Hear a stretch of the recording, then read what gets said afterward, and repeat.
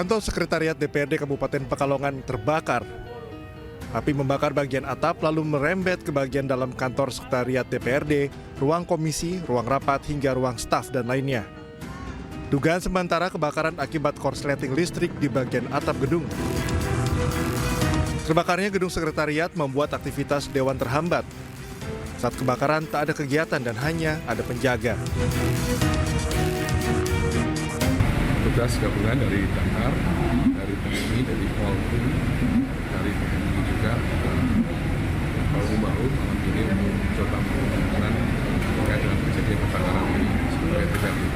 Tentu kegiatan DPR tidak boleh berhenti dan nanti akan kami koordinasikan dengan Bupati bagaimana harus langkah cepat agar aktivitas masih bisa berjalan, bisa melayani rakyat. Fokus pemadaman api dan pendinginan masih dilakukan. Selanjutnya menunggu dilakukan penyelidikan penyebab kebakaran oleh pihak kepolisian. Dari Pekalongan, Jawa Tengah, Suryono Soekarno, iNews melaporkan. Halo, selamat siang pemirsa. Apa kabar Anda hari ini? Senang sekali saya Diandra Mukni kembali hadir menemani Anda dalam iNews Siang. Selain 3 berita utama tadi, iNews Siang juga akan menyuguhkan beragam informasi penting lainnya. iNews Siang hari ini akan kami awali dengan informasi dari Jakarta. 6 rumah warga yang berada di tengah permukiman padat penduduk di Jalan Kampung Melayu Kecil, Bukit Duri, Tebet, Jakarta Selatan terbakar. Tidak ada korban jiwa dalam kebakaran yang diduga dipicu oleh korsleting listrik ini. Ya Allah, rumah itu ya, yang belakangnya. Kobaran api melahap rumah yang berada di tengah permukiman padat penduduk di Jalan Kampung Melayu Kecil, Kelurahan Bukit Duri, Tebet, Jakarta Selatan pada Sabtu siang. Diduga api muncul akibat korsleting listrik di salah satu ruangan. Kebakaran bermula saat api tiba-tiba muncul di lantai 2 salah satu rumah. Petugas damkar tiba ke lokasi langsung berupaya memadamkan api dibantu warga setempat. Namun sempitnya akses ke titik api yang berada di tengah permukiman padat memaksa petugas Gul Karmat harus memadamkan api dengan memanjat atap rumah warga lain. Banyaknya material bangunan semi permanen yang mudah terbakar membuat api terus berkobar dan menjalar ke rumah di sekitarnya. Sebanyak 6 rumah yang dihuni oleh 7 kepala keluarga dan 30 jiwa hangus dalam peristiwa ini. Pertama saya masih di kamar atas, tiba-tiba istri saya teriak, ada api. Ternyata udah ada api di belakang rumah. Kan akhirnya tetangga saya, Pak Rizal itu bilang itu ada api di belakang rumah. Jadi kami serentak keluar teriak-teriak ada api dan saya sama Pak Rizal naik ke atas. Dan api itu udah banyak banget apinya kan, udah besar gitu. Awal dari mana kita nggak tahu. Yang pasti itu di belakang rumah saya apinya.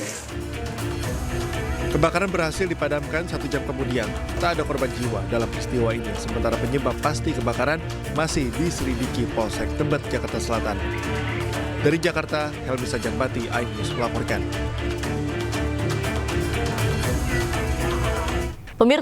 Pemirsa, pasca kebakaran yang terjadi di Rumah Sakit Tiara di Kabupaten Bekasi, Jawa Barat, petugas kepolisian masih terus melakukan penyelidikan. 5 orang karyawan administrasi diperiksa polisi guna mengetahui penyebab pasti kebakaran tersebut.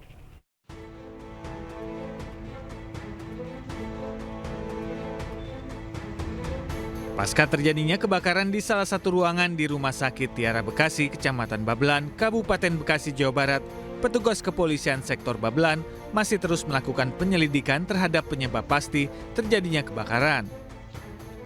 Hingga Sabtu malam, petugas kepolisian sedikitnya sudah memeriksa 5 orang saksi.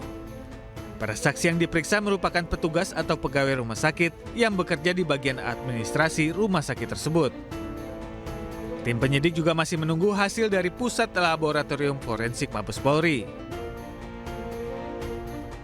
Masalah penyelidikan kan bisa belakangan, jadi kami baru sebatas koordinasi dan tentu saja kami koordinasi dengan manajemen Rumah Sakit Tiara, Pak Rudi ini selaku humasnya, dan memeriksa karyawan yang biasa ada di ruang staf administrasi.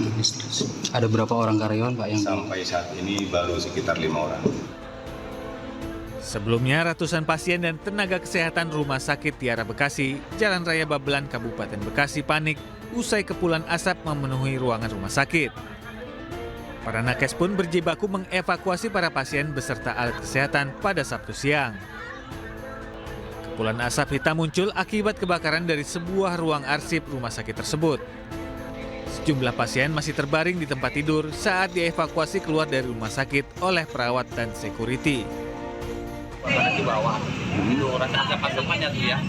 Begitu termasuk pemain Jakarta, termasuk pemainnya yang setengah jam agak kali dia itu asap terus. Berarti asap ya Pak? Asap. Ada apinya nggak Pak? Kalau apinya ada asap. Bapak posisi di lantai berapa Pak? Lantai 4. Tadi terjadi itu kurang lebih pukul 13.00. Kemudian yang kedua, sumber api itu dari ruang admin. Ya, alhamdulillah dalam waktu setengah jam mobil pemadam kebakaran 2 sudah hadir dan alhamdulillah api sudah langsung dipadamkan. Pihak rumah sakit memastikan tidak ada korban jiwa maupun luka-luka akibat kebakaran. Sementara akibat insiden ini sebanyak 3 pasien bayi harus dirujuk ke rumah sakit terdekat. Dari Kabupaten Bekasi, Jawa Barat, Ahmad Jauhari Lutfi, iNews melaporkan. Pemirsa, memasuki puncak arus mudik Natal dan Tahun Baru, calon penumpang memenuhi stasiun Pasar Senen, Jakarta. Untuk mengantisipasi lonjakan penumpang, PT KAI Daob 1 Jakarta menyediakan 79 kereta api tambahan. Sejak pagi hari, penumpang sudah memenuhi stasiun Pasar Senen, Jakarta. Tercatat ada sebanyak 38.000 tiket terjual dalam periode Nataru atau 85% dari total 44.000 tiket per harinya yang disediakan oleh PT KAI Daob 1 Jakarta selama 19 Desember hingga 5 Januari 2025. Tak hanya itu, PT KAI Daob 1 Jakarta memberangkatkan 79 kereta, termasuk kereta tambahan dengan 1.415 destinasi tujuan yang berangkat dari Stasiun Gambir dan Stasiun Pasar Senen. Mbak Birgit mau kemana nih? Mau ke Jogja. Mau ke Jogja. Ini kenapa memutuskan untuk hari ini, Mbak? Ya nggak rame aja sih. Soalnya nanti kedepannya pasti bakal lebih rame lagi. Kayak mau pulang kamu atau seperti apa nih, Mbak? Jalan-jalan. Jalan-jalan. Ya. Kalau untuk pemesanan tiket sudah dari jauh-jauh hari atau seperti apa? Dari bulan 10. Udah dari jauh. Harganya gimana, Mas Norma? 3 hari jelang perayaan Natal, ratusan kendaraan terus memenuhi kantong parkir yang disiapkan oleh pihak PT ASDP Pelabuhan Merak, Banten. Berbagai skenario disiapkan pihak terkait guna mengantisipasi lonjakan penumpang, termasuk jika terjadi cuaca buruk. Pejalan kaki dan kendaraan roda 4 memenuhi kantong-kantong parkir yang disiapkan PT ASDP Pelabuhan Merak, Banten. Bus dan truk Sumbu 2 juga masih memadati dermaga eksekutif. Antisipasi terjadinya lonjakan penumpang, pihak PT ASDP telah membuka 3 pelabuhan yang ada di Kota Cilegon.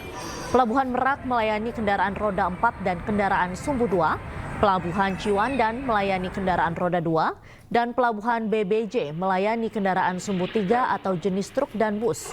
Bahkan sejumlah sopir truk juga mengaku dirinya sudah mengantri 3 jam.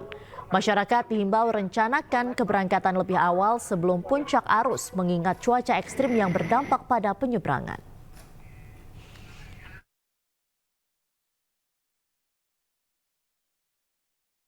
Dan selanjutnya kita akan memantau langsung kondisi arus mudik libur Natal Tahun Baru. Sudah ada rekan Dilami Aulia di Stasiun Pasar Senen, Jakarta Pusat.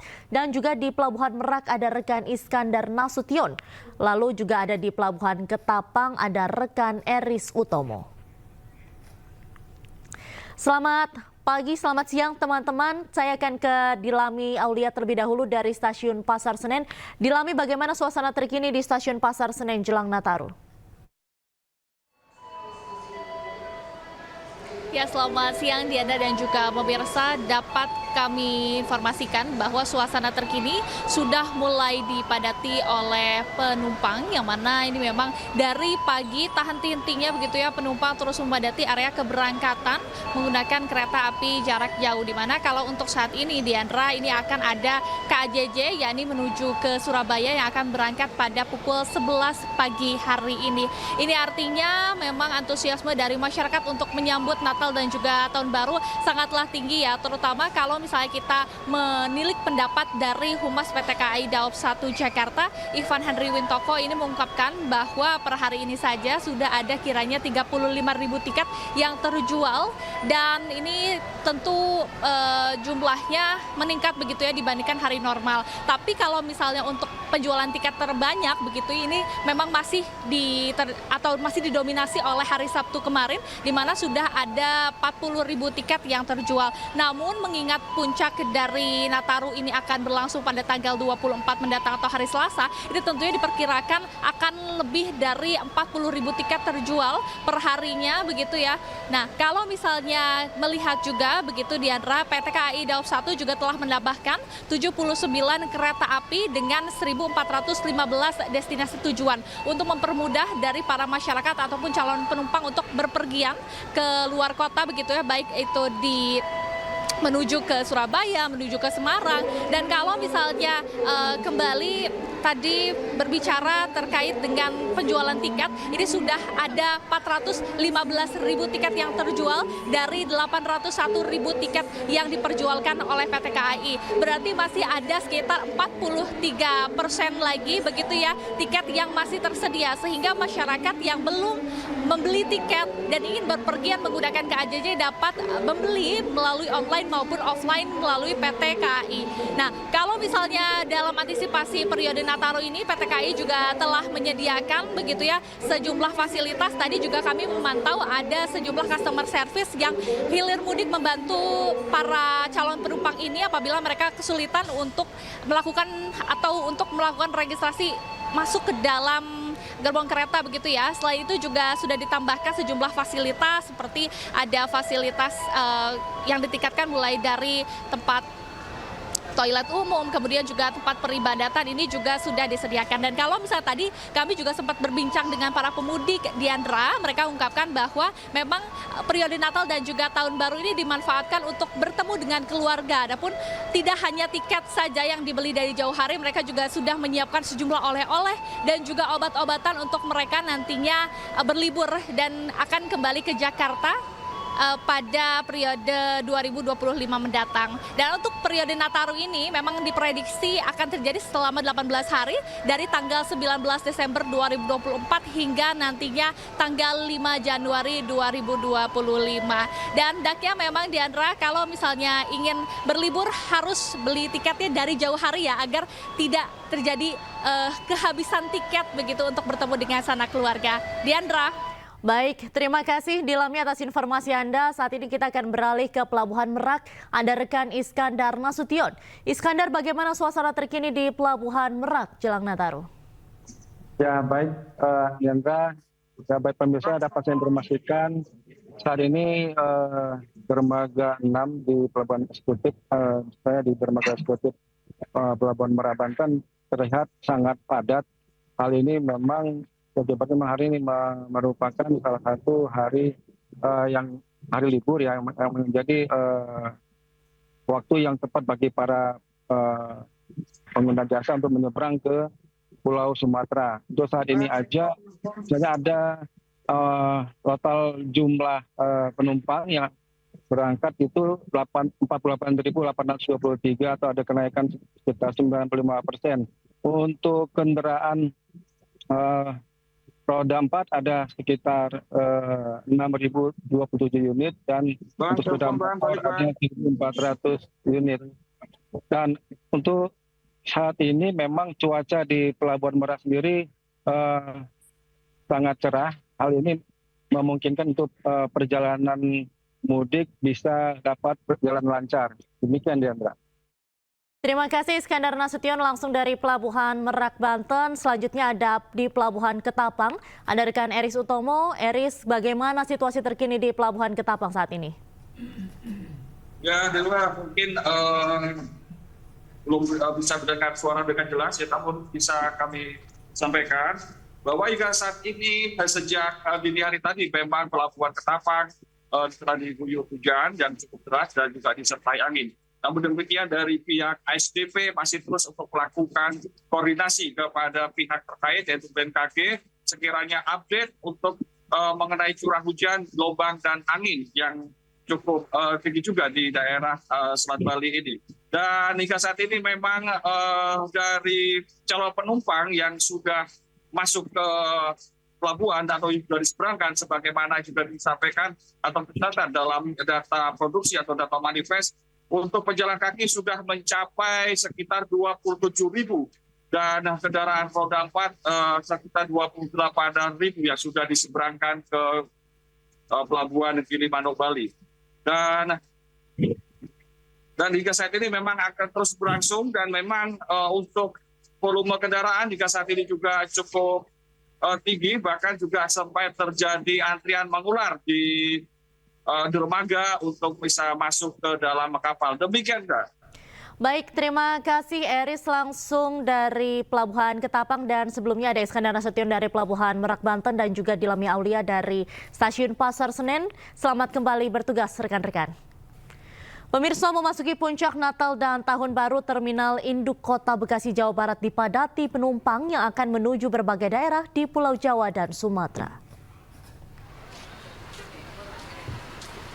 Ratusan penumpang dengan tujuan di kota besar di Pulau Sumatera yang hendak pulang kampung di saat liburan Natal dan Tahun Baru mulai memadati Terminal Induk Kota Bekasi. Berdasarkan data sejak Selasa kemarin, sebanyak 1.078 penumpang sudah diberangkatkan dari Terminal Induk Kota Bekasi dari berbagai tujuan, seperti Lampung, Palembang, Jambi, Padang, dan Medan. Diprediksi puncak arus mudik libur Natal dan Tahun Baru akan terjadi pada hari ini dan Selasa besok.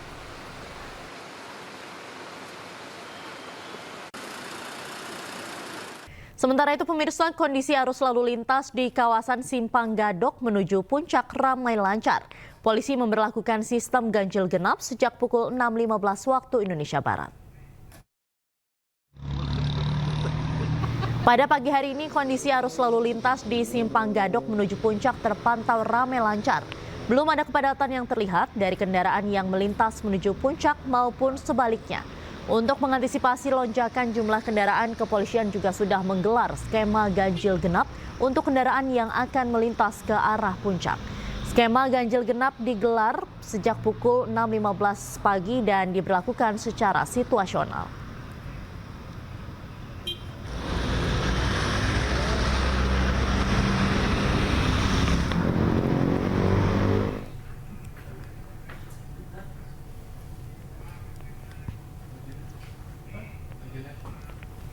Sementara itu, arus lalu lintas di gerbang tol Cikampek Utama atau Cikatama terpantau ramai lancar.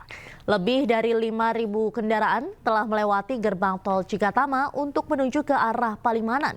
Meski belum terlihat kepadatan, pihak Jasa Marga sudah memberlakukan sistem kontraflow di ruas tol Jakarta Cikampek, mulai dari kilometer 47 hingga kilometer 65 yang berlaku sejak pukul 6 pagi hingga 8 malam.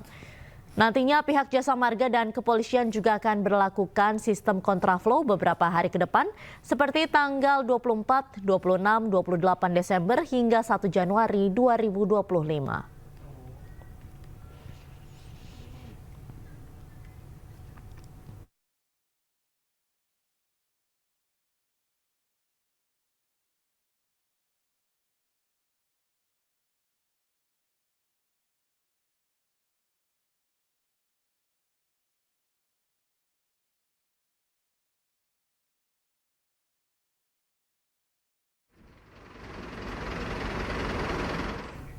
Dan pemirsa, kita akan kembali memantau kondisi arus mudik libur Natal dan Tahun Baru. Di gerbang tol Cikampek Utama sudah ada rekan Irfan Hardiansyah dan Hamzah Hasibuan di Simpang Gadok Puncak. Baik, selamat siang rekan-rekan, saya akan ke Irfan Hardiansyah terlebih dahulu dari gerbang tol Cikampek Utama. Bagaimana suasana terkini di sana, Irfan? Ya, baik. Terima kasih Diandra dan juga pemirsa. Memasuki libur panjang Natal dan Tahun Baru 2025 di tempat kami melaporkan saat ini, yakni di gerbang tol Cikampek Utama, Jawa Barat.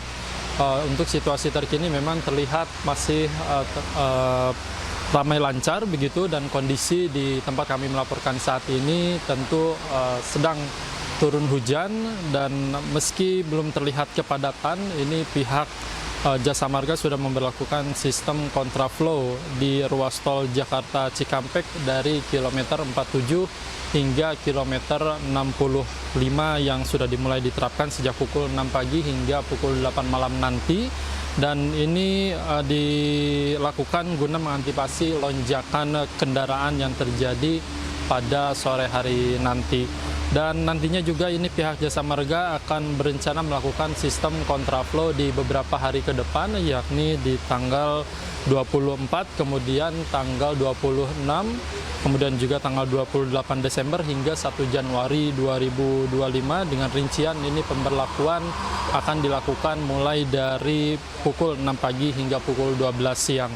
Dan selain itu pihak Jasa Marga juga di momen Natal dan Tahun Baru ini pihak Jasa Marga memberikan diskon tarif tol sebesar 10% dan ini akan dilakukan mulai kemarin tanggal 19, kemudian nanti tanggal 28 Desember 2024 dan tanggal 3 Januari 2025 yang dimulai sejak pukul 5 pagi hingga pukul 5 pagi di hari berikutnya.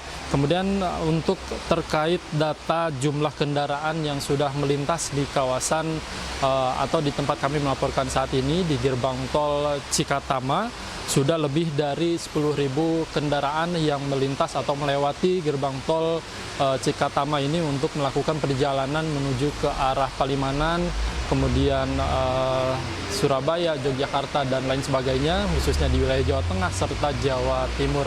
Dan jika melihat dari data pada hari kemarin, yakni 21 Desember 2025, ini tercatat pihak Jasa Marga mencatat ada sebanyak 50.343 yang sudah melewati atau melintas di tempat kami melaporkan saat ini, yakni di gerbang tol Cikatama. Dan kami menghimbau kepada Anda pemirsa yang akan melakukan perjalanan jauh, khususnya menggunakan kendaraan pribadi dan juga melewati tol yang akan dilakukan oleh Anda, pastikan keadaan Anda prima dan juga kendaraan yang layak. Sementara demikian, Diandra. Baik, terima kasih rekan Irfan Hardiansyah langsung dari gerbang tol Cikatama. Saat ini saya akan beralih ke Hamzah Hasibuan yang berada di Simpang Gadok Puncak. Hamzah, bagaimana situasi di Simpang Gadok saat ini? Ya, Diandra dan juga pemirsa, saat ini kondisi lalu lintas yang ada di Simpang Gadok Bogor, Jawa Barat terlihat cukup lancar. Tidak ada ketersendatan, tidak ada volume kendaraan yang tinggi yang berada di Simpang Gadok Bogor, Jawa Barat kali ini. Untuk mengantisipasi jumlah lonjakan kendaraan, kepolisian juga sudah menyiapkan beberapa skema seperti skema ganjil genap dan juga skema one way. Pada sekitar pukul 6.15 pagi tadi, kepolisian juga sudah memberlakukan skema ganjil genap seperti itu. Namun hingga pukul 8.30 kepolisian sudah menilai bahwa kendaraan yang melewati di jalur puncak ini tidak terlalu lama. Jadi pada pukul 8.30 hingga saat ini ganjil genap sudah tidak diberlakukan dan lalu lintas di Simpang Gadok ini sudah kembali normal dan terlihat cukup lancar. Belum ada lagi antrian kendaraan. Dari pihak kepolisian juga sudah menyebut bahwa antrian kendaraan pada hari ini, pada Minggu pagi, belum ada antrian, hanya ada sekitar 100 hingga 200 meter antrian kendaraan. Ini berbanding jauh dari hari kemarin pada Sabtu, yaitu antriannya bisa mencapai 2 hingga 3 kilometer. Kemudian jumlah kendaraan yang melalui jalan ke puncak ini, baik yang naik maupun yang turun, dari pihak kepolisian menyebut ada sekitar 3.000 kendaraan yang berbanding terbalik dari yang kemarin, yaitu sekitar 42.000 kendaraan. Sementara itu, Diandra. Baik, terima kasih rekan-rekan. Selamat kembali bertugas.